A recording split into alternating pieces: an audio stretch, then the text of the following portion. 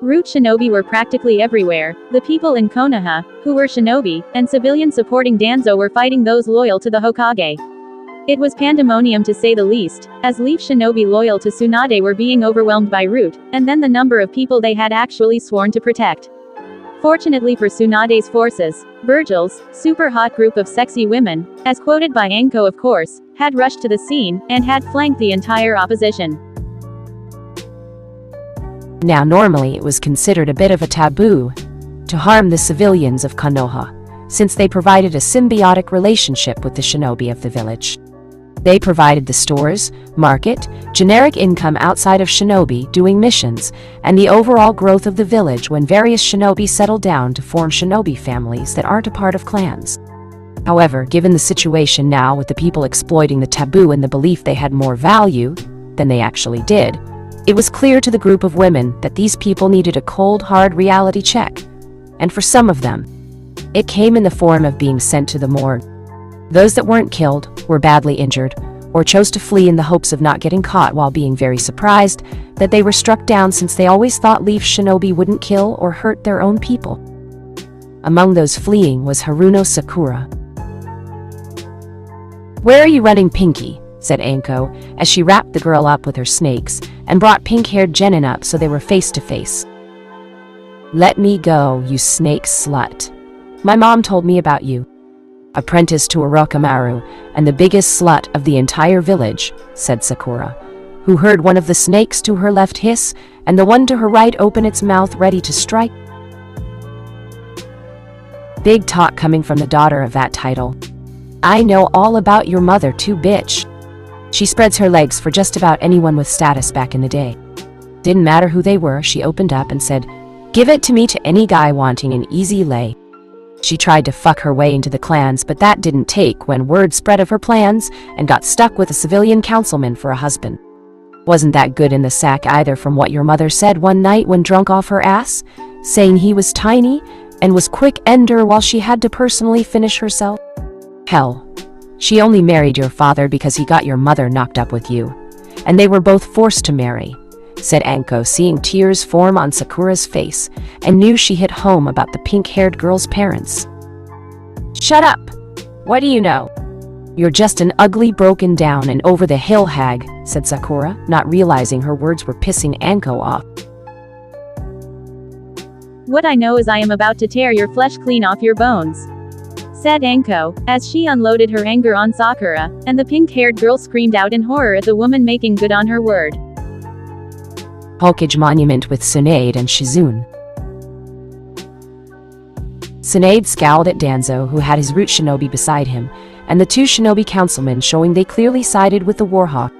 Not surprising, they were always more in favor of doing things Danzo's way, which was to find an excuse to fight just about anyone that crossed them in the slightest, and didn't believe in restraint much less discretion when it came to others. "So you finally showed your true colors, huh, Danzo? Why now? Afraid you'll die of old age before you can take the title of Hokage from me. Lying in a hospital with a bedpan, and having no control of your body too much for you to handle knowing that is your life so long as I'm Hokage, until I choose my successor," said Tsunade, seeing Danzo scowl at her, and knew she hit a sore spot. "You are unfit to be Hokage. Making alliances with other countries, shinobi villages, and trying to instill peace is not what a shinobi does. We bring about war. We are supposed to kill without question, and we do it from the shadows with the public eyes of those around us being none the wiser about. The only way for this village to survive is to make war with everyone and rule over all of the elemental countries," said Danzo before revealing his concealed arm and bandaged face to Tsunade so she could see him in all his potential glory. "What have you done to yourself?" said Tsunade in horror along with Shizune as they both saw Danzo, and the two former teammates of the Sandame Hokage smirked. "Only what needs to be done. With the optical powers of the Uchiha clan combined with the Senju clan bloodline in this arm, I can tame any of the 9 demons along with their vessels, and bend them to my will. I will rule this world like a god, and there is nothing you can do to stop me, you little bitch," said Danzo, as he drew his sword hidden within his cane, using his normal arm, and saw Tsunade seething in rage while Shizune readying herself for a fight. Bastard, all you care about is power. No wonder my granduncle didn't choose you to be Hokage. He clearly saw the wickedness in your heart and lust for power. I wouldn't be surprised if you had a hand in his death just in hopes to take his place as Hokage before he nominated Sensei at the last moment, said Tsunade, seeing Danzo's eyes narrow, and she knew it was hit right on the button. Danzo had secretly sold out her granduncle knowing he would have a much better shot of being Hokage when returning to Konoha, since the councils would be within their right and authoritative power to select a successor if the late Hokage didn't. What Danzo didn't expect was the second Hokage foiling his plans and name his rival Sarutobi Hiruzen at the last possible moment before giving his life to let them both escape. I am the only one fit to be in that position of power. Not you, not the Sandaime, not the Yondaime, and certainly not that demonic abomination Namikaze Vergil, said Danzo, as he knew his Sharingan eye that replaced his original one wouldn't work on a Senju, even if that Senju was unable to use her family bloodline, and would have to fight ironically using the Senju bloodline against Tsunade. If there was anyone more qualified than you, Danzo, it would be Namikaze Vergil, and we both know your so-called power from that mutated body of your won't make him do what you want, said Tsunade, as she Danzo frowned, knowing that was indeed the case since Sasuke was unable to do it with his eyes, and then again with Itachi when the two fought some time ago. We'll see, Tsunade. Or rather, I'll see, since you will be dead, said Danzo, as he was about to use the Mokuton bloodline and crush Tsunade in a single move. Must you act like a villain from a movie? Your actions are so cliché, said Vergil, as he appeared behind those loyal to Danzo with Yamato drawn, and looking at them with a bored look. I was hoping you would show up, demon. Now I can use the power of both influential bloodlines under my possession to force you into submission, said Danzo, as he focused his Sharingan eye in his head on Vergil, and tried to use its hypnotic powers. Unfortunately for Danzo, all he got for his troubles was a smirk from Vergil, and a small chuckle from the Namikaze's mouth, and the half-devil walking towards him. Don't bother trying, Danzo. You'll hurt yourself, said Vergil, as he was blocked by the group of Root Shinobi, and the glaring Shinobi councilman. You will submit to us now, demon, or else those sluts of yours will suffer, said Homura, as he saw the smirk leave Vergil, and those eyes of the Namikaze become dangerously icy. Your forces, and those that support you, are even as we speaking, being taken down. The Uchiha was among the first to fall at my hands, and I have no doubt the girls I care about are effectively taking everyone else down they cross along the way, said Vergil, seeing the two Shinobi councilmen looking at him in rage, while Danzo's face continued to stay emotionless, since it was to be expected. So the boy died. Such arrogance, said Danzo, as he saw Vergil scowl at him, and was clearly displeased by his lack of compassion for his subordinate. You don't even care your pawn for the future has been killed. Do you not care that your future successor has been killed, and the Uchiha bloodline is now extinct, said Vergil, as he saw shrug his shoulders. The fool was a pawn. The Uchiha heard what he wanted to hear. I dangled the carrot under his nose, and like a good pet he reached for it, said Danzo simply, while Vergil just got angrier. So, people mean nothing to you. They could work themselves to the bone for you, and yet the moment they die, or of no use to your purpose, they get thrown away without so much as a tear shed for all their hard work. Is that it? Said Vergil, as he saw Danzo once again, seemed to care less about the simple fact that his subordinates died around him. So long as I live to see the vision of the world under my rule, I don't see the need to waste time mourning the dead, and the useless people who serve me when they no longer can, said Danzo, seeing Vergil's grip on Yamato tighten. And you honestly wonder why the second Hokage didn't choose you as his successor, said Vergil before moving at high speed and cut through Danzo's allies like they were nothing. I'm the only one who can change things. Even if it means I'm the only one left alive in the world to make that statement true, said Danzo, preparing to fight Vergil sword to sword, but was surprised to see the Namikaze putting his weapon away, and bring out Cerberus.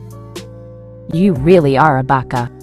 All the more reason to take you down now before you screw up the world more than it already is, said Vergil, as he began using his skills with the demonic weapon and hitting Danzo ruthlessly with it.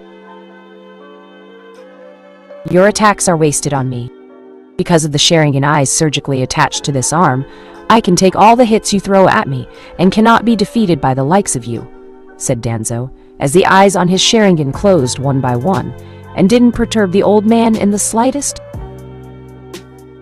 Then your arm will have to be removed, said Vergil, as he spun violently with Cerberus striking Danzo's much larger than usual arm, and freezing it right at the shoulder with the inhumanly cold ice, instantly making it impossible for the old Warhawk to use the arm's power. Damn you, I won't be denied what should have always been mine. Obey me. Obey me now, said Danzo, as he took this moment of close proximity with Vergil, and stabbed him in the back with his sword before using the angle he was at to look directly into the Namikaze's eyes again to force the boy into submission in his injured condition. Such a waste of human life. You're so pathetic, Danzo, it's not even funny, said Vergil before he went poof and revealing himself to be a shadow clone. No! I wasted my Sharingan eye on a damn clone of the demon, thought Danzo before he felt the ground underneath him become frozen and couldn't move. Nice arm. I think I'll take it, said Vergil, as he put Cerberus away before grabbing the altered arm and yanking it right out of Danzo's body, while the old Warhawk finally showed some emotion by screaming out in pain. You think this will stop me from achieving my dream? I am the greatest shinobi in the world. You are nothing compared to me. Just like Sandaime, the Yondaime, and all the other so-called Hokages of the League. They are nothing compared to me, and I will, said Danzo, but was silenced via his head exploding from the punched Tsunade gave to the back of his skull, and Vergil merely looked at the female Hokage with a raised eyebrow. What? All he did was talk about himself and how great he was. Someone had to shut him up, said Tsunade, seeing the look on Vergil's face. I suppose. What do you want to do with this? Said Vergil, handing Tsunade Danzo's mutated arm filled with Sharingan eyes. Destroy it. This arm represents an unholy union and unnatural powers. I don't have to have sense like yours to know that much, said Tsunade, throwing it on the ground next to Danzo's corpse, and Vergil used a fire jutsu to burn both so only ash would remain.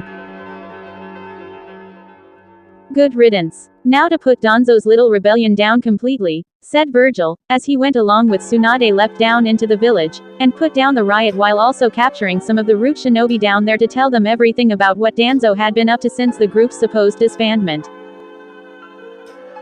Sometime later. The rebellion Danzo started had been put down soon after the Warhawk's death was made known to everyone that hadn't been killed during the fighting. Several root shinobi along with civilians in the riots had been caught, interrogated by Ibiki, and had gathered quite a sum of information. Apparently, through Danzo's root shinobi, the civilians had created a bit of an internal network designed to monitor Vergil's actions when he was just Uzumaki Naruto, and was ignored by the Sandaime Hokage to a certain extent. This was used to actually kill the boy rather than force him into submission. What was troubling about this information was that so many people had a hand in it, and not just those among the group of rioters that were put down. The whole network was secretly funded by the civilian council, as they wanted an excuse to kick the demon vessel out of Konoha, and had even tried to secretly instigate the reason by recruiting different shinobi around the leaf with an axe to grind.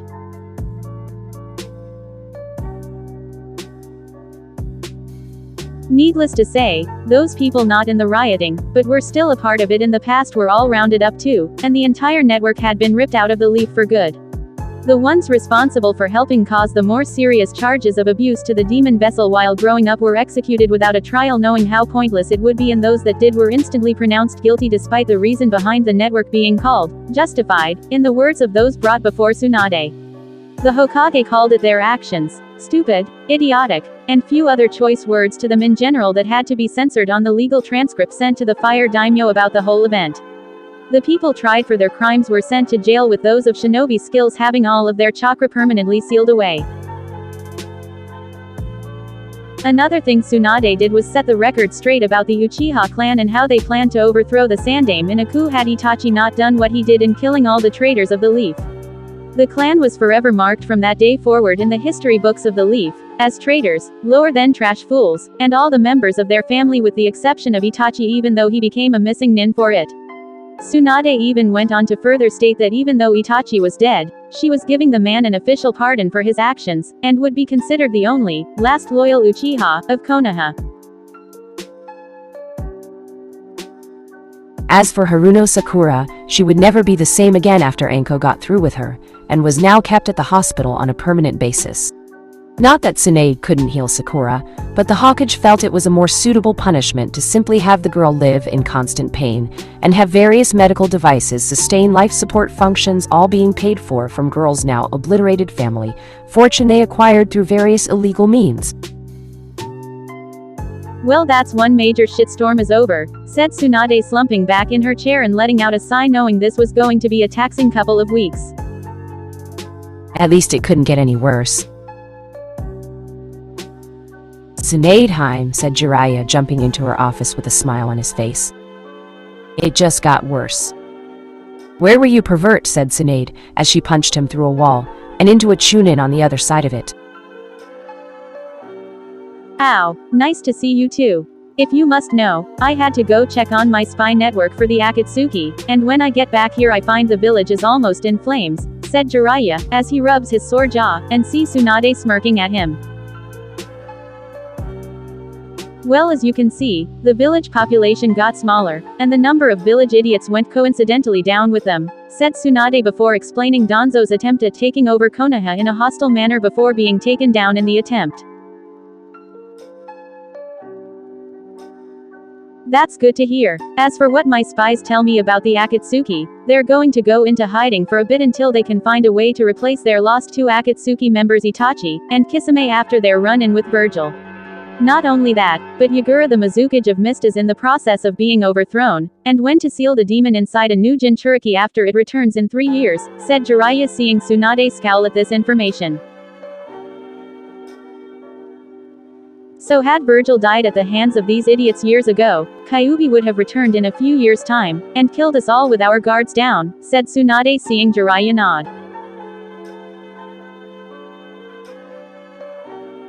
Yeah. Though not many people know that kind of information, since there is no history of any kind about Jinchuriki ever dying with the demon they hold coming back after their death. Ironically enough, all Jinchuriki having lived long lives, and only dying soon after transferring the demon to another person, said Jiraiya, having learned this from what he learned about Kushina being the previous vessel. And then the Shadame's own wife before her. And give their scars to some other poor child. What does your spy network have on the other Jinchuriki? Said Tsunade, seeing Jiraiya think for a moment. Mist lost one there too after when their six-tailed Jinchuriki went missing. The Mizukage is still around though, for how long is unknown. Taki has the seven-tailed vessel. Boo, though the people there aren't what you'd call friendly to her. Sabaku no Gara is still in Suna and is now loved by his people along with being their Kazakage. The two from Iwa left for exile after having enough of the abuse and hate the village gave them, while the Raikage of Kumo is making sure his younger brother doesn't do the same after the fiasco with Yugito getting liberated by Vergil. Said Jiraiya, seeing Tsunade rub her temples in thought. Troublesome, said Tsunade tiredly. Yeah. I was hoping to take Vergil with me to find Iwa's lost Jinchuriki to warn them both of the Akatsuki before heading over to Taki to do the same. I've already sent a message to Suna to give them a heads up, but Taki is trickier since theirs doesn't necessarily live inside the village, and have her more like a watchdog in the forest area around them, said Jiraiya, seeing Tsunade's eyes narrowing dangerously at that, and he suspected she was picturing Vergil like that if Danzo had gotten a hold of him.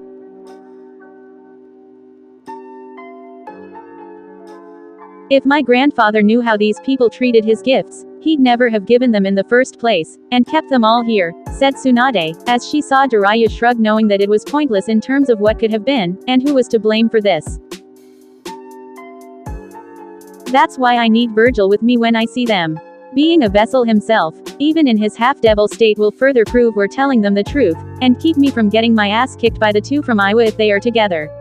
Let's face it, Jinchuriki from the same village will only trust each other, and no one else unless it's someone just like them in regards to their burdens, said Jiraiya, wondering how both of them had let it get so out of control with their godson.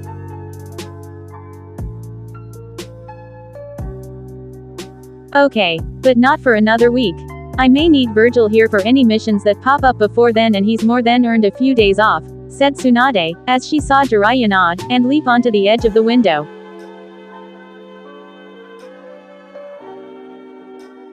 What about me? Do I get some special reprieve for all my hard work? Said Jiraiya, who got his answer in the form of Tsunade's fist to his face, and sent flying out of the village. Yeah? A trip to the hospital for your broken jaw, said Tsunade before slumping back into her chair and drinking some sake she had on hand. She had definitely earned this. Oh, make beware Kin's cooking. Kin-chan, can you tell me what you put in your cooking this time? Said Vergil, standing in the kitchen, as he looked at the food his slave and lover had made for him. With his sword drawn. Just the usual stuff, Vergil-sama. Honest, said Kin, as she leapt away from the slimy lime-green tentacle trying to slice through her leg, and growling at him. I thought Haku-chan was teaching you how to be a better cook, said Vergil, as he cut through the tentacles, and then sliced the gelatinous blob to pieces. She is, but, said Kin hesitantly. But, Vergil sheathing his sword. Anko-san said she would help too. It was her recipe, said Kin, showing him the recipe, and saw Vergil's eyes narrow at reading them.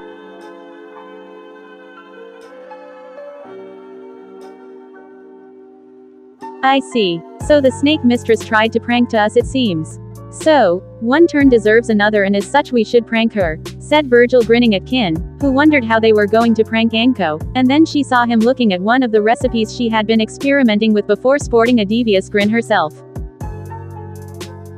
Namikaze Estates later that evening. This looks wonderful, Vergil-kun. You didn't have to have Kin-chan make such a great meal for me, said Anko, as she looked at the meal before her, and saw Vergil smiling slightly.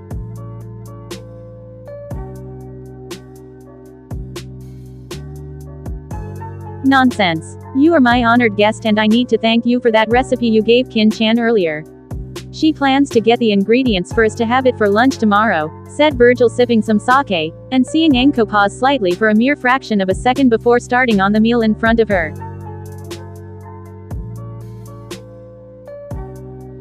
Yes, the recipe is really special, and when put together just right it's really something to die for, said Anko, while mentally laughing with evil villain laughter cackling in her head at the prank she would pull on him. I hope so. I just hope Kin-chan got the recipe for the food you're eating down right, since there have been some side effects to eating it, said Vergil, seeing Anko stop eating and look at him with a raised eyebrow. Side effects? Like what? Said Anko, while mentally having a panic attack.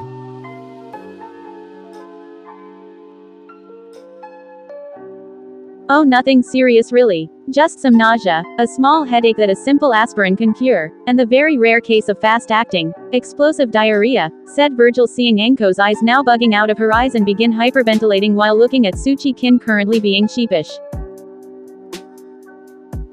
It's one of the punishments Vergil-sama threatens Tayuya-chan with if she swears too much, said Kin, while Anko was doing a mental checklist of herself to feel the nausea, the headache, and quickly grabbed her stomach before looking around wildly. Where is your bathroom? Said Anko, seeing Vergil point to his left.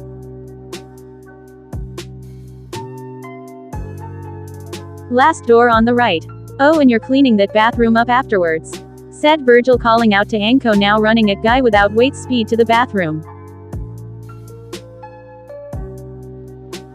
Do you think we were too hard on her, Vergil-sama?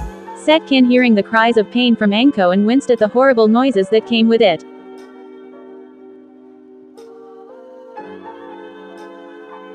Kin-chan, did you read the recipe name hidden under the genjutsu? It's titled, Tentacle Rape Monster Pudding, said Vergil, seeing Kin go pale for a second before shivering in fear, with the shiver turning to anger. Walking over to the locked bathroom door, holding Anko with her current predicament.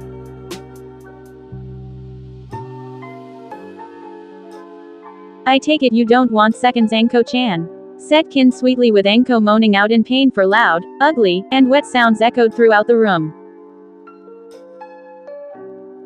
You better take that as a no, said Vergil, eating his own meal knowing his was safe. End. Chapter 10. Devil's Aid. Namake's Vergil walked through the dense trees with Jiraiya to Taki, where the village leader was expecting them after the Sannin sent a messenger bird. While Taki itself was officially neutral to all 5 major shinobi villages due to its own lack of size, they had favored Konoha in the past when the shinobi wars broke out. They had given Konoha key pieces of information on their enemies like Iwa and Kumo when near their borders. It was because of Taki that Konoha had won the last war, since the leader of the village also happened to be a good friend of Jiraiya's. At least he was until his death a short while back. Now his son Shibuki had taken over. Just remember, Vergil, this isn't our village, and Taki has been good to Konoha in the past. If we piss them off, they might become our enemies, stated Jiraiya, with Vergil giving him a bored look. Then they shouldn't treat the 7-tailed Jinchuriki like a mere guard dog and kick her when she's down, replied Vergil before walking past the Sannin, with Jiraiya making a can't argue with that face.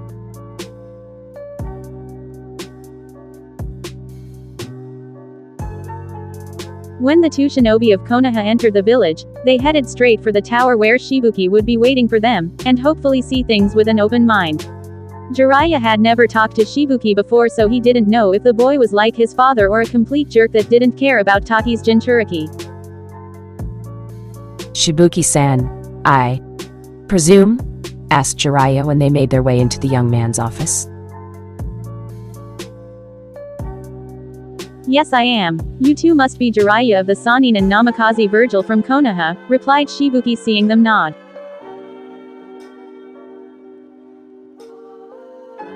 Yes. We're here to see you about Taki's current 7-tailed Jinchuriki. I believe her name is Fu, said Jiraiya, with Shibuki nodding while looking a bit timid in front of the two. I see. Sadly, she is not in the village right now, explained Shibuki, with Vergil letting out a growl. Meaning she is currently living out in the forest like an animal while being treated like one, countered Vergil, seeing Shibuki shying away from him.